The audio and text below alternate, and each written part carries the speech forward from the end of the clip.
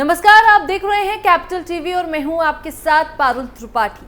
कांग्रेस सांसद शशि थरूर की मुश्किलें बढ़ सकती हैं। प्रधानमंत्री नरेंद्र मोदी पर उन्होंने अपमानजनक टिप्पणी कर दी है। मतलब कांग्रेस के नेताओं को सम्मान से बात करना शायद आता ही नहीं है। इसी तरह राहुल गांधी को भी देश के प्रधानमंत्री के प्रति मर्यादा में बोलना नहीं आता। उसी तरह कांग्रेस के नेता शशि थरूर को भी शायद नहीं आता है, इसीलिए तो मुश्किलों में फंस गए हैं। तो पीएम मोदी पर शशि थरूर ने क्या टिप्पणी कर दी है और हाई कोर्ट ने इस पर शशि थरूर का क्या झटका दिया है, सब कुछ आपको विस्तार से बताते हैं। चलिए शुरू करते हैं। प्रधानमंत्री की मानहानि का मामला, शशि थरूर को दिल्ली हाई कोर्ट से झटका, प्रधानमंत्री को कहा बिच्छू। प्रधानमंत्री नरेंद्र मोदी को लेकर की गई शिवलिंग पर बिच्छू वाली कथित टिप्पणी पर कांग्रेस नेता शशि थरूर की मुश्किलें कम नहीं हुई हैं। दिल्ली हाई कोर्ट ने थरूर के खिलाफ मानहानि की कार्रवाई को निरस्त करने से इनकार कर दिया है। कोर्ट ने कहा कि प्रथम दृष्टया प्रधानमंत्री के खिलाफ लगाए गए आरोप घृणित और निंदनीय है। उच्च न्यायालय ने कहा कि प्रथम दृष्टया टिप्पणियों से प्रधानमंत्री, भारतीय जनता पार्टी के साथ साथ इसके पदाधिकारियों और सदस्यों की मानहानि हुई है। न्यायमूर्ति अनूप कुमार मेंदी-रत्ता ने मानहानि की कार्यवाही को चुनौती देने वाली थरूर की याचिका खारिज कर दी है।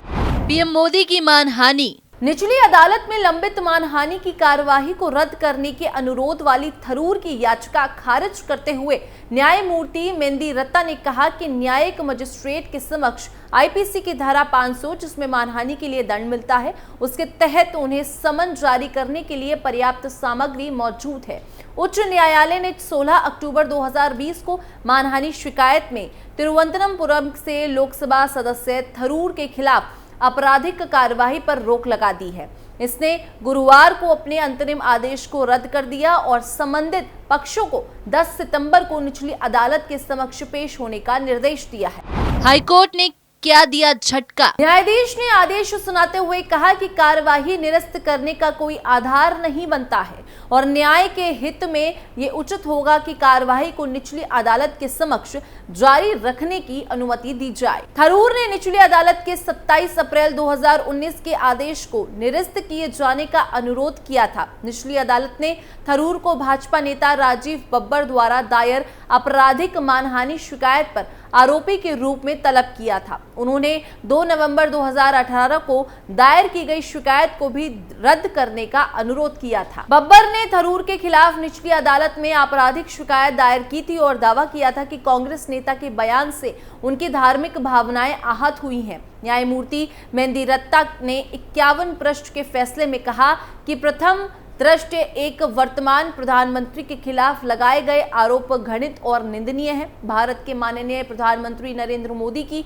मानहानि करने के अलावा भारतीय जनता पार्टी तथा इसके पदाधिकारियों और सदस्यों को भी बदनाम करते हैं। शशि थरूर का पीएम मोदी पर बयान, अदालत ने कहा चूंकि शिकायत दिल्ली भाजपा के उपाध्यक्ष राजीव बब्बर द्वारा दर्ज कराई गई है, इसीलिए वो सीआरपीसी की धारा 199 के तहत व्यथित व्यक्ति के दायरे में आते हैं। अक्टूबर 2018 में थरूर ने दावा किया था कि राष्ट्रीय स्वयंसेवक संघ के एक अनाम नेता ने प्रधानमंत्री मोदी की तुलना शिवलिंग पर बैठे बिच्छू से की है।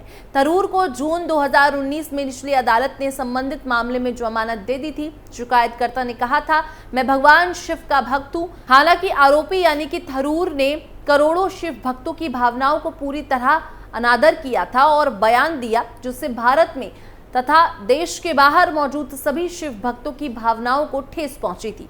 शिकायत भारतीय दंड संहिता की धारा 499 यानी कि मानहानि और 500 यानी कि मानहानि की सजा के तहत दर्ज की गई थी। इसी के साथ आपको ये भी बताएंगे कि राहुल गांधी ने पीएम मोदी को लेकर टिप्पणी की थी जिससे उन पर मानहानि का केस हुआ था। लेकिन उससे पहले आपको बता दें कि शशि थरूर पर हाल ही में एक और मामले में फंसे हुए हैं। वो शशि थरूर के खिलाफ साइबर पुलिस ने दर्ज किया मामला। कांग्रेस के वरिष्ठ नेता एवं तिरुवनंतपुरम लोकसभा सीट से पार्टी के उम्मीदवार के रूप में शशि थरूर पर केंद्रीय मंत्री एवं प्रतिद्वंदी उम्मीदवार राजीव चंद्रशेखर के खिलाफ दुष्प्रचार के आरोप में मामला दर्ज किया गया था।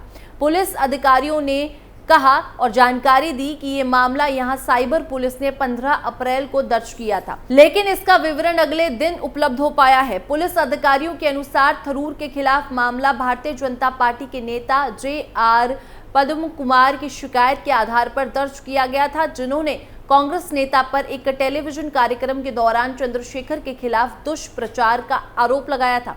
शिकायतकर्ता ने आरोप लगाया कि कार्यक्रम के दौरान थरूर ने आगामी लोकसभा चुनाव में तटीय क्षेत्रों के मतदाताओं को प्रभावित करने के लिए संबंध में चंद्रशेखर के खिलाफ अपमानजनक बयान दिया था।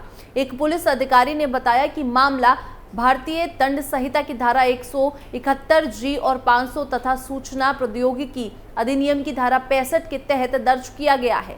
उन्होंने कहा था कि मामले में जांच चल रही है। IPC की धारा 177G चुनाव के संबंध में गलत बयानबाजी से जुड़ी है, जबकि धारा 500 मानहानि से संबंधित है। तिरुवनंतपुरम लोकसभा सीट से चुनाव लड़ रहे थे थरूर, तब उस मामले के दर्ज में उन्होंने अपनी कोई प्रतिक्रिया नहीं दी थी।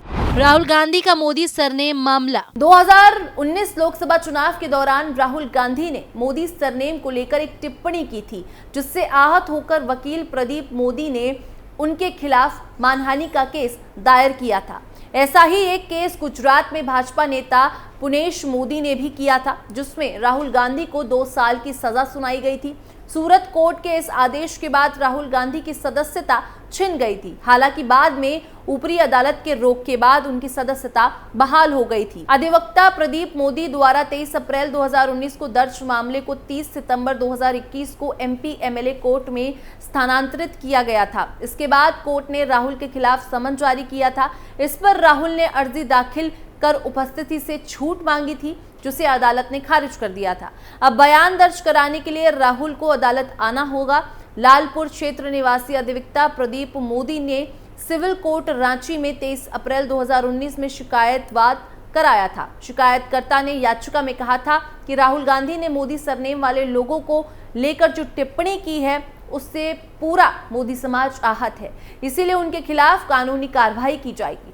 फिलहाल मोदी सरनेम को लेकर टिप्पणी से जुड़े मानहानि केस में लोकसभा में नेता प्रतिपक्ष राहुल गांधी की मुश्किलें अब फिर बढ़ चुकी हैं। मामले में राहुल पर आरोप तय किया जाएगा। रांची के MP MLA कोर्ट ने पिछले दिनों आरोप गठन के बिंदु पर सुनवाई के लिए 6 जुलाई की तारीख तय कर दी थी। आरोप गठन के दौरान कोर्ट में बयान दर्ज कराने के लिए राहुल गांधी को रांची के MP MLA कोर्ट आना होगा और वो उसके बाद वहां गए थे। कितने मानहानि मामलों का सामना कर रहे हैं राहुल गांधी?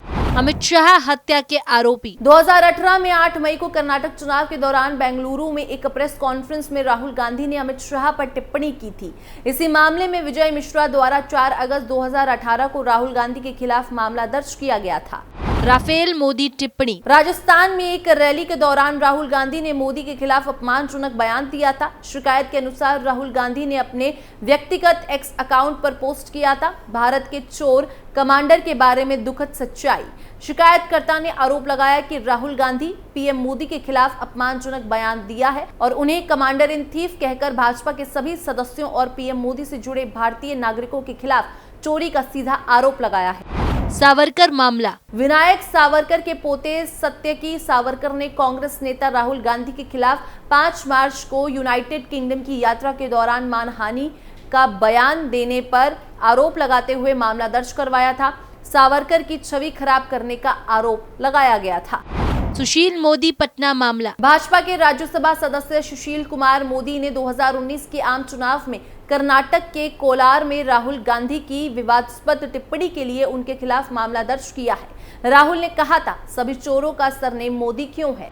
2014 में RSS महात्मा गांधी मामला। 2014 में महाराष्ट्र के भिवंडी में एक रैली में राहुल गांधी ने कथित तौर पर कहा था, RSS के लोगों ने गांधी जी की हत्या की। उन्होंने सरदार पटेल और गांधी जी का विरोध किया।